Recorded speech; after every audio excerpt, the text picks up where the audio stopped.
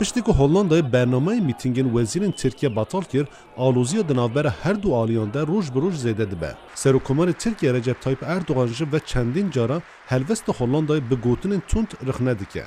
Viyana Sözleşmesi, Avrupa Birliği kriterleri, پیمان ویانای شرط یکیتی اروپا جالی هلندا و هاتیه بن پیخستن.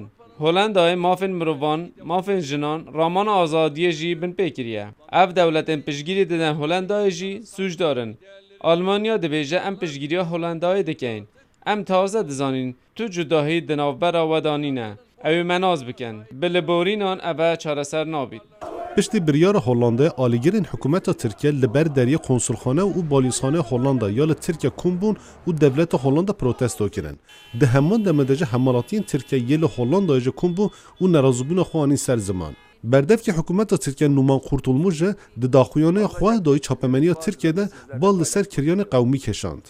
Öncelikli olarak şu anda izinli olarak yurt dışında bulunan حتی شرط من نهینجه بالوزی هولندا لترکیه نکاره بزفره ترکیه.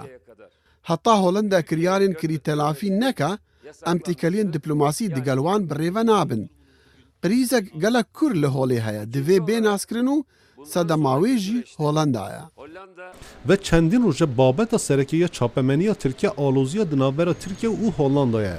و چاپمنی ترکیه به زمانه که تند هلوست هولندا رخنه دکن. زانیار سیاسی ایلتر توران دبیجه اف تانسیون بلند یا دنابر هر دو آلیان گرداهی هلبجارتنا دناف هر دو دولت آنده. Bu olayı belki Hollanda'da da Türkiye'de بنێری نامن گرنگیا vê babetî ji ber helbijartinên Holanda û Tirkiyeyê. Ez dikarim bêjim piştî helbijartinan her du alî wê pirsgirêkin di navbera xwe da çareser bikin.